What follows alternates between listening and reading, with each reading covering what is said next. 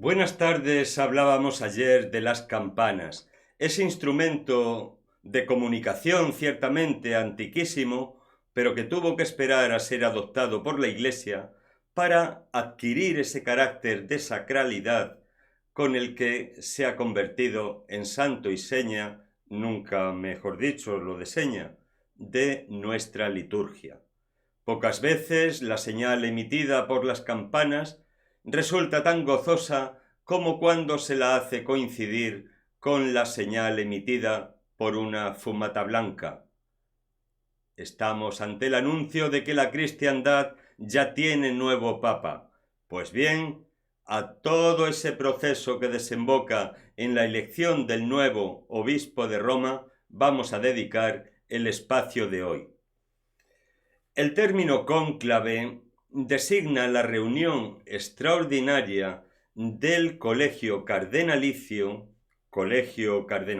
modulado por una serie de requisitos exigibles en las personas que participan en el mismo, tendentes a la elección del nuevo obispo de Roma, un cargo que lleva aparejados el de papa, o séase sumo pontífice y pastor supremo de la Iglesia Católica, y el de jefe de Estado de la Ciudad del Vaticano.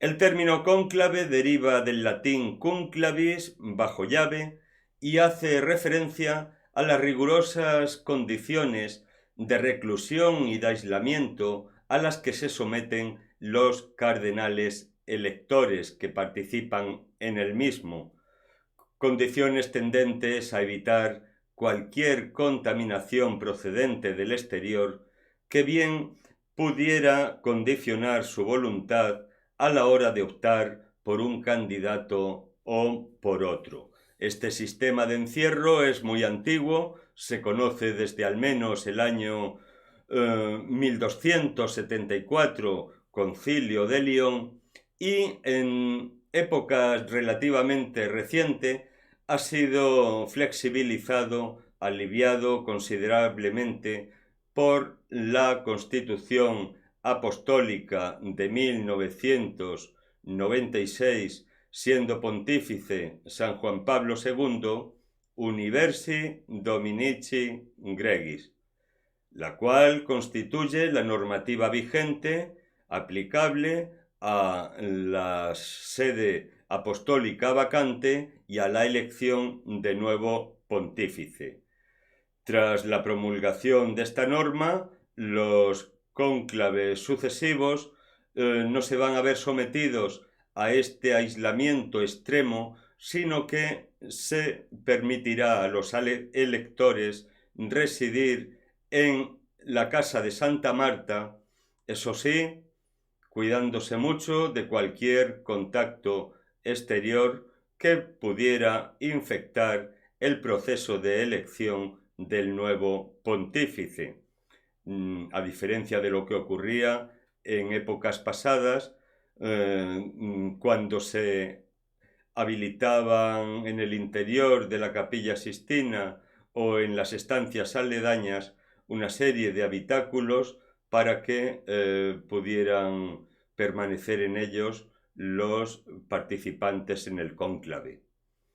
La elección de obispos inicialmente la hacían los propios apóstoles o los fundadores de las iglesias. Sin embargo, al poco tiempo ya eran los miembros de las comunidades cristianas, tanto laicos como clérigos, los que designaban a su obispo. Ocasiones hubo en los que la designación corrió a cargo de los obispos de las diócesis próximas. Y en cuanto al cargo de obispo de Roma, hemos de decir que inicialmente optaban por un candidato, elegían a una persona los clérigos supervisados por los obispos. Y esa elección que hacían o bien por aclamación o bien por consenso, se sometía posteriormente a la aprobación del pueblo. Esta intervención del pueblo, este derecho, quedó abolido en el año 700 1969 por el Sínodo Laterano de aquel año. Nicolás II daría un paso más allá, disponiendo que a partir de entonces fueran cardenales los electores que participaban en la designación del obispo de Roma. Y eso sí, sometiendo esa designación que habían hecho los cardenales a la aprobación de pueblo y clérigos. Posteriormente, el sínodo del año 1139, el sínodo laterano de ese año, eliminó ya del todo cualquier participación del pueblo en la designación del obispo de Roma.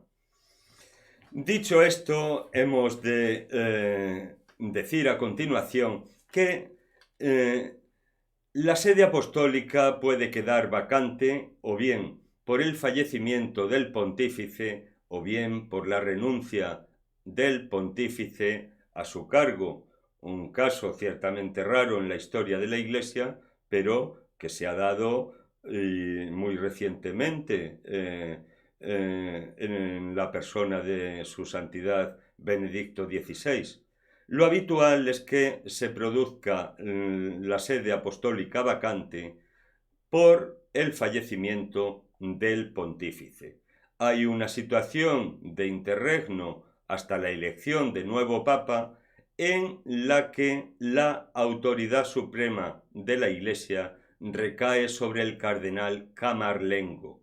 Este es el administrador durante todo ese tiempo interino, el administrador de los derechos y bienes temporales de la Iglesia, y a él le corresponderá la convocatoria del cónclave del que resulte elegido el futuro papa, pero antes asistirá con el médico a la confirmación de la muerte del pontífice.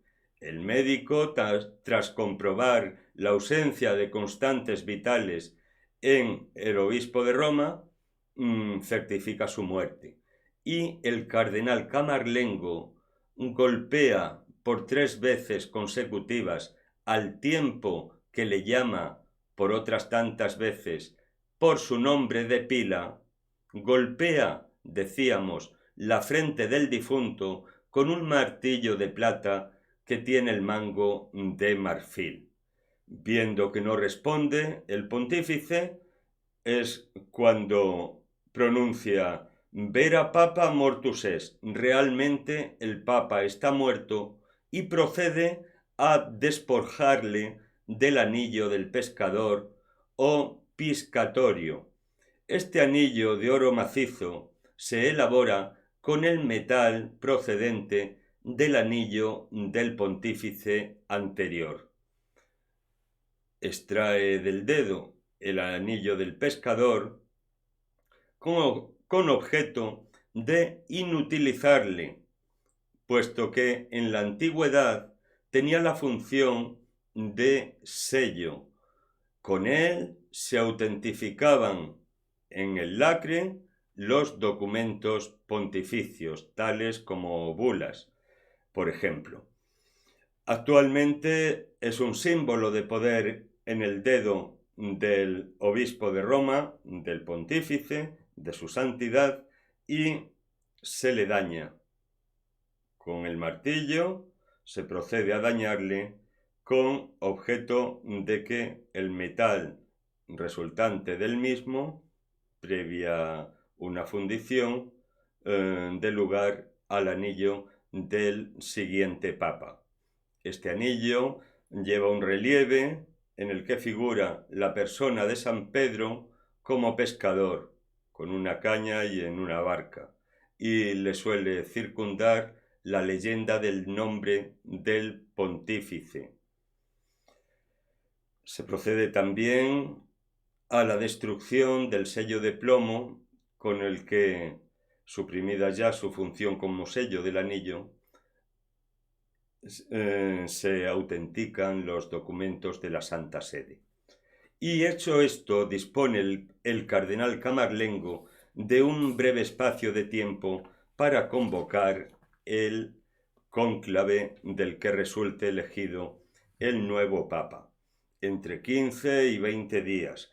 Este espacio de tiempo incluso se puede abreviar en el caso de que todos aquellos cardenales con derecho a elegir Papa estén ya presentes en Roma. Previamente al inicio del cónclave, una vez convocado, los cardenales llevan a cabo en Roma toda una serie de reuniones informales que se han dado en llamar las congregaciones generales. En estas reuniones se trata de conocer a las personas que van a participar como electoras y tomar el pulso a la situación. Nada claro se suele extraer de estas reuniones, de estas congregaciones generales. Siempre se ha dicho que cuando se dice que un cardenal entra a un cónclave como favorito, no llega a ser sumo pontífice finalmente. El que entra como papa al cónclave sale como cardenal. Es un dicho y suele comprobarse que es cierto. No es raro que surja la sorpresa, ocurrió en tiempos recientes con la elección del Papa Francisco y ocurriría también con la elección del Papa Wojtyła, San Juan Pablo II. Se inicia el día del cónclave con la celebración de una misa solemne. Es la misa Proeligendo Pontifice, acabada la cual los cardenales que van a participar en el cónclave, los cardenales electores, se dirigen desde la Capilla Paulina a la Capilla Sistina en solemne procesión. Se cantan letanías y se invoca la acción del Espíritu Santo con tal de que su voluntad durante el proceso del cónclave sea acorde con la voluntad de Dios. Llegados a la Capilla Sistina, el maestro de ceremonias cierra las puertas y se pronuncia la voz extra omnes, todos fuera.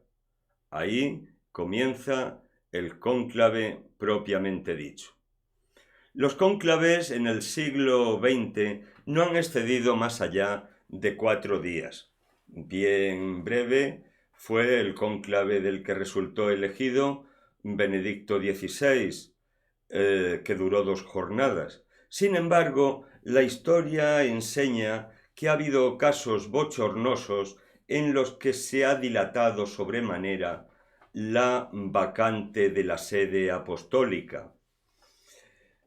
El caso extremo es el de el cónclave del que resultó finalmente elegido Gregorio X. 34 meses, casi 3 años duró, sin llegar a un acuerdo. Había muerto en noviembre del año 1268 el Papa Clemente IV en la ciudad de Viterbo, y allí mismo se reunieron en cónclave en el Palacio Papal 19 cardenales. Como quiera que estaban divididos en banderías, por un lado los cardenales italianos cercanos a las tesis de Roma, por otro lado los cardenales que simpatizaban con el rey de Nápoles y Sicilia, que no hacían sino defender los intereses del reino de Francia. No hubo forma y manera de llegar a ningún acuerdo. Iniciado aquel cónclave, hemos de decir que existía libertad absoluta para abandonar la sala e incluso el lugar, el palacio, los participantes en el mismo tras la votación producida. Sin embargo, el pueblo visto que la situación se alargaba, decidió acabar con esa situación y encerrarles físicamente dentro de las dependencias papales. Como quiera que esta medida de presión no dio resultado, se les llegó incluso a racionar los alimentos. Medida de presión que también devino insuficiente. La siguiente, ¿cuál sería? Pues la siguiente sería quitar una parte de la techumbre a fin de exponerles a las inclemencias del tiempo y que se dieran tiempo en llegar a una solución de consenso. Ni por esas. La situación era tal en septiembre del año 1271 que el rey de Francia, Felipe III, obligó a los purpurados a designar una comisión de 6 de ellos. Hay que decir en este momento que ya habían muerto 3 desde que se inició el cónclave. De los que comenzaron el cónclave, 3 perecieron sin llegar a conocer el resultado del mismo. Pues el rey de Francia, Felipe III, les conminó a llegar a una situación de consenso en la que participaría un comité de tan solo 6 cardenales. Así se hizo. Vistas las amenazas y el riesgo de cisma que les hizo ver el rey de Francia evidente, llegaron a la solución de consenso, que no fue otra que optar por un diácono como futuro papa. Se trataba de Tebaldo Visconti, por aquel entonces en la ciudad de Acre, en Tierra Santa, como legado papal. Tuvo que venir Teobaldo Visconti a Roma, ser ordenado primero sacerdote y luego obispo, y finalmente aceptar el cargo de obispo de Roma un 27 de marzo de 1272, adoptando el nombre de pontífice de Gregorio X. Gregorio X, consciente de lo anómalo de la situación que había dado lugar a su nombramiento, emitió una serie de normas tendentes a reformar el sistema, mediante el ubi periculum, fijando entre otros que los cardenales quedarían necesariamente incomunicados durante el tiempo que durase el cónclave y que se les reduciría su ración de comida progresivamente a partir del 4.º día. El proceso elector del cónclave se puede dividir en 3 partes. En primer lugar, la del escrutinio. En segundo lugar, en primer lugar, el preescrutinio. En segundo lugar, el escrutinio y el posescrutinio en tercer lugar.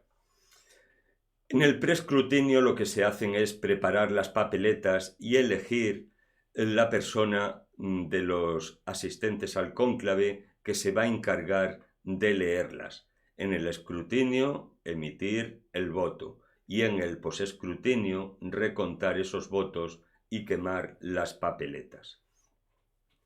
Cerrada la puerta de la capilla Sistina y pronunciada la voz extra omnes, todos fuera, por el maestro de ceremonias, uno de los asistentes de los cardenales electores pone la mano sobre el texto de los evangelios y juran todos confidencialidad. No se podrá, durante el tiempo del cónclave, hacer autopropaganda. Ninguno de ellos puede autopostularse como elegido. Jurado la confidencialidad sobre las deliberaciones que se produzcan en dicho cónclave, se procede a preparar las papeletas. Pero hay que decir que indebidamente este juramento se ha quebrado en alguna ocasión. Elegido en el año 2005 como Papa Su Santidad Benedicto XVI, salieron a la luz las páginas de un diario íntimo de uno de los asistentes a aquel cónclave, en el que, por ejemplo, se nos dio noticia de quién era el cardenal que recibió la segunda mayor cantidad de votos tras la que correspondió al elegido. El segundo cardenal en cantidad de votos resultó en aquel cónclave el Papa argentino Jorge Bergoglio. Por una indiscreción, una falta al juramento realizado cuando se cerró la puerta de la Capilla Sixtina, se nos ha dado a conocer esta circunstancia. Jurado, ya digo, la total discreción, se procede a el prescrutinio. Se preparan las papeletas y se elige quién será el cardenal que las lea. El escrutinio se produce mediante un sistema de voto secreto y de forma tal que no habrá resultado feliz, no habrá elección, sino hasta alcanzar los 2/3 de los votos emitidos, una mayoría cualificada. En la tarde del primer día se realiza ya una primera votación, que se repetirá hasta en los 3 días siguientes si fuera menester, 2 veces por la mañana y otras 2 por la tarde, hasta que se consiga esa mayoría de 2/3 en la persona de uno de los candidatos. Si finalizados 3 días no se ha llegado aún a un acuerdo, se convoca un día de receso, un día de retiro y oración para los cardenales electores, y se reanuda el escrutinio o votación al día siguiente de ese día de receso, pero pudiéndose realizar hasta 3 bloques de 7 votaciones, un total de 21 votaciones. Si aún así no se hubiera llegado a un acuerdo, se vuelve a interrumpir el escrutinio, hay un receso, prosiguiéndose con un escrutinio, pero únicamente sobre las personas de los 2 candidatos que hayan obtenido la mayor cantidad de votos en las sesiones anteriores. Esos 2 cardenales finalistas tendrán una voz pasiva, se dice, no podrán votar, y uno de ellos evidentemente resultará elegido. La elección se tiene por canónica cuando uno de ellos alcanza los 2/3 de los votos. Inmediatamente los escrutadores proceden a hacer una doble pregunta al elegido. Así lo dice la normativa vigente, la Constitución Apostólica Universi Dominici Grecis. ¿Aceptas tu elección? Dice el cardenal decano. ¿Aceptas tu elección canónica para nuevo pontífice? Y en caso afirmativo, le vuelve a interrogar. ¿Cómo quieres ser llamado?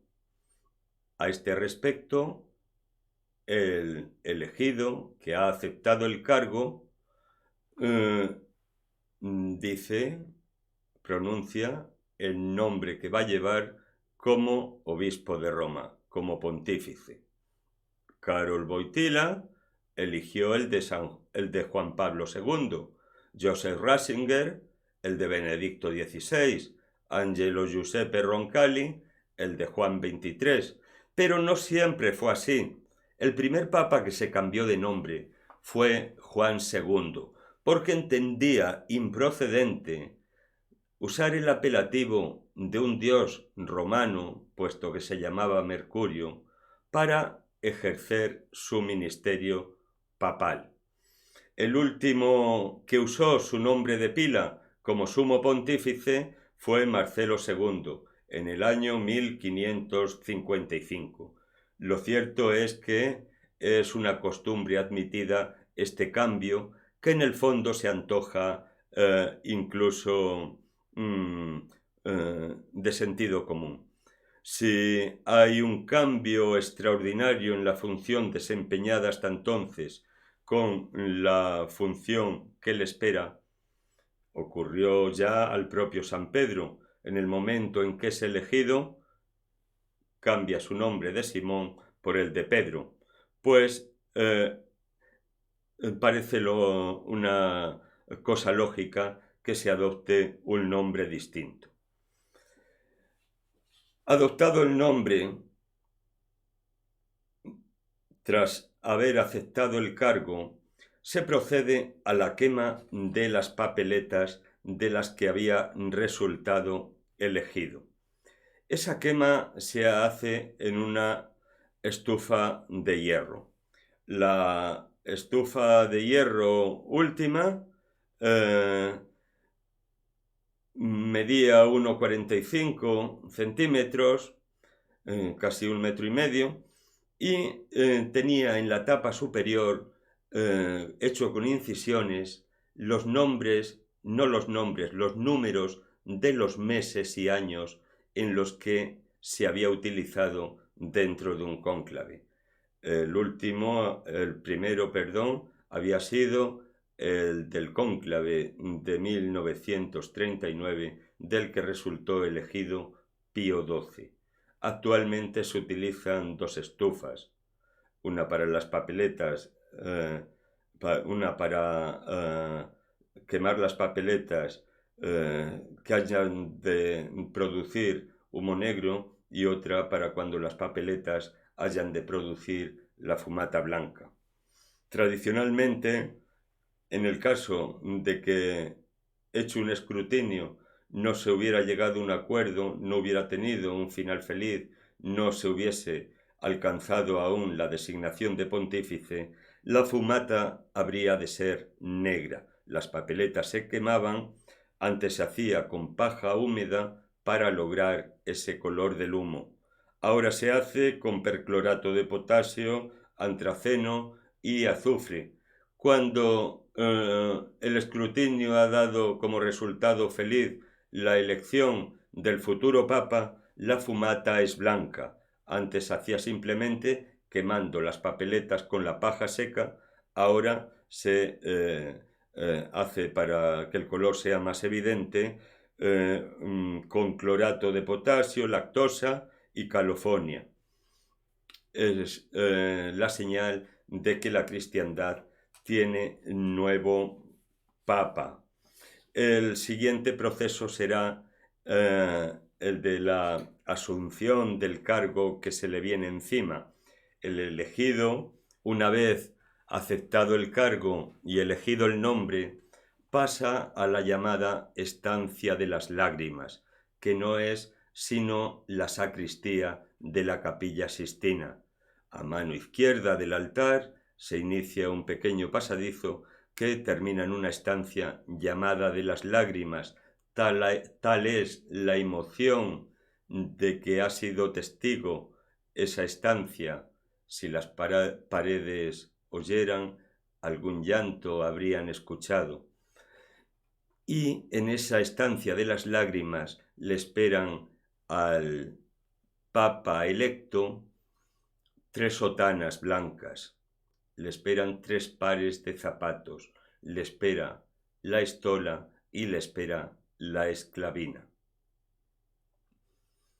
Así como una serie de camisas, si fuesen necesarias. Y una vez revestido, allí en la estancia de las lágrimas, hay en esta estancia un crucifijo y una mesa, en lo alto de la misma una imagen de una virgen con el niño. esta estancia está fuera del recorrido turístico. Está vestida con mucha amueblada, con mucha modestia y revestidas las paredes igual, con una serie de restos de pinturas que destacan sobre el fondo blanco de los muros. Y una vez revestido allí, desahogado y habiendo meditado sobre la situación, vuelve a donde le esperan sus compañeros, aquellos que le han elegido, y se da lectura a un paisaje del Evangelio ligado al ministerio pontificio que asume. Se reza brevemente en compañía de ellos y a continuación los cardenales desfilan uno por uno ante el nuevo pontífice, felicitándole y prometiéndole obediencia. El Papa y los cardenales entonan entonces a continuación el Te Deum. El nuevo obispo de Roma ora entonces ante el altar de la capilla paulina donde está el Santísimo y se dirige entonces el protodiácono al balcón que da a la plaza de San Pedro del Vaticano, donde comunica la buena nueva. Annuncio vobis gaudium magnum, habemus papam, y a continuación da el nombre del Papa. Unos 10 minutos después sale su santidad y es el momento en el que imparte a la población enardecida que le espera en la plaza la bendición Urbi et Orbi. Hasta aquí hemos llegado. Espero que no se os haya hecho demasiado denso y que hayáis disfrutado de nuevo en este tiempo en el que hemos estado juntos hoy. Mañana, si Dios quiere, seguimos juntos. Os quiero mucho.